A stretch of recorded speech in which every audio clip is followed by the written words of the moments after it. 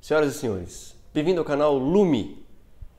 Vídeos curtos sobre grandes ideias da humanidade, um exercício de síntese diante de um mundo fragmentado. E hoje nós vamos falar um pouco sobre o pensamento no mundo antigo. E eu gostaria de convidar você para fazer parte desse canal, onde pouco a pouco nós vamos aprender, e eu também espero aprender muito com vocês, sobre alguns temas da filosofia. Muito bem, o pensamento no mundo antigo começa com a previsão de um eclipse, 575 a.C. Um eclipse que foi previsto por um filósofo muito interessante que é Tales, que viveu em Mileto, periferia do mundo grego, na Ásia Menor. O Tales tinha um diálogo muito interessante com os astrônomos da Mesopotâmia. Essa é uma época que a filosofia e a ciência caminhavam de mãos juntas, que nós temos Ocidente e Oriente com um diálogo muito fértil. E o Tales vai ser a demonstração disso. Então nós vamos datar, a partir desse eclipse, o início aí da filosofia no mundo ocidental, a partir do século VI a.C. Mas o que está surgindo aí, na periferia do mundo grego? Está surgindo uma vitória muito interessante da moeda sobre o sangue, onde o comércio ele vai promover o intercâmbio cultural através das trocas comerciais marítimas, que vai se sobrepor ao mundo da monarquia, ao sistema de pensamento que sustentava a monarquia. E é graças a isso que vai surgir essa figura, tão bem conhecida entre nós, a figura do filósofo. O filósofo, na concepção ocidental, ele vai se colocar diante dessa ideia do sábio, que já estava presente e consolidada por muito tempo no mundo oriental. O sábio, aquele mestre, aquele cara que você vê no filme, o mestre das artes marciais, que normalmente é um cara ancião, um cara mais velho, e que vai representar de algum modo o conhecimento dele, não através de um livro ou de um grande discurso, mas ele vai representar o pensamento dele através do exemplo. E por que isso? Porque o conhecimento dele está no corpo dele. É através da experiência de vida dele que ele construiu o seu conhecimento. É na prática, é naquilo que ele faz, é no modo como ele vive, que ele transmite o ensinamento que ele guardou. Não há distância nenhuma entre ele e o conhecimento dele. Ele é a exemplificação do seu conhecimento. E o exemplo é o modo de transmissão daquilo que ele sabe. O filósofo não. O filósofo, no sentido ocidental, é aquele que quer ser amigo do conhecimento. Ele quer estar próximo do conhecimento. E para estar próximo do conhecimento, é preciso antes entender que o conhecimento está fora de nós. E, portanto, essa grande aventura por estar próximo ao conhecimento é a aventura que nós vamos falar aqui no nosso canal. O filósofo agora pode ser um cara jovem, como vai ser Platão, por exemplo, que mesmo não tendo grandes experiências de vida, mas vai estar próximo dos livros, esse lugar onde se resguarda o nosso conhecimento.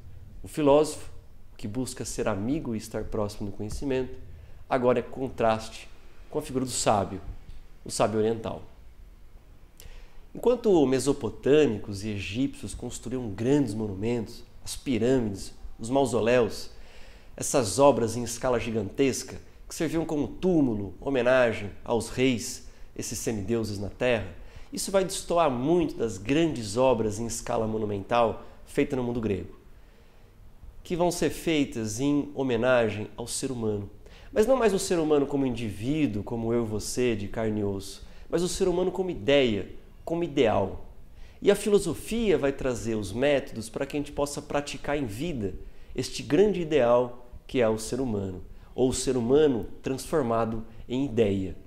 Vejam, os deuses gregos, eles são feitos à imagem e semelhança dos seres humanos.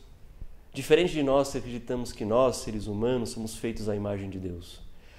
Os deuses gregos, eles vão ter paixões e ódios como nós. O único elemento que vai distinguir eles de nós é a eternidade. As esculturas gregas, em escalas monumentais, vão representar e enaltecer essa grande beleza, que é a beleza da natureza humana. O mundo grego é o mundo que ergue um grande monumento, um monumento ao ser humano, um monumento ao ideal de um ser humano. E qual é o primeiro conceito que nós vamos ver nesse nosso vídeo de hoje? É o conceito de physis. Physis, isso, natureza. É isso que os filósofos da natureza, e não os pré-socráticos, como muitas vezes a gente aprende de forma incorreta, porque Tales, Anaximenes, Anaximandro, Heráclito, Pitágoras, Todos esses caras que você já ouviu falar, eles são contemporâneos, muitos deles, a Sócrates. De fato, Sócrates veio depois de alguns, mas também foi contemporâneo a outros. O correto é chamá-los de filósofos da natureza. Os filósofos da natureza, os filósofos da physis. E o que era a natureza para esses caras? A natureza, ela é esse grande elemento onde estão os corpos originários. Porque veja, se nós olhamos para o nosso mundo, esse mundo ele se transforma, as coisas nascem e morrem nele. Mas do que será que essas coisas são feitas? Elas não serão feitas de coisas permanentes, coisas eternas, coisas que continuam existindo, mesmo após a morte das coisas? O mundo para os filósofos da natureza vai ser como um grande Lego.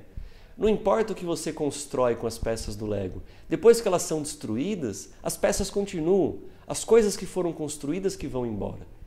Para eles, portanto, tudo que nasce feito daquelas peças, desses corpos originários que vêm da physis. E tudo que morre, volta para a physis. Esse mundo aparente, diante dos nossos olhos, feito de coisas que se transformam, que nascem, vivem e morrem, para os filósofos da natureza, esse mundo, na verdade, ele é conduzido por um outro mundo. Por trás dele, o mundo das coisas permanentes, dos corpos originários, do fogo, da água, do ar, do vazio. Assim era o mundo para os filósofos da natureza. Tudo nasce da physis e tudo morre e volta para a physis.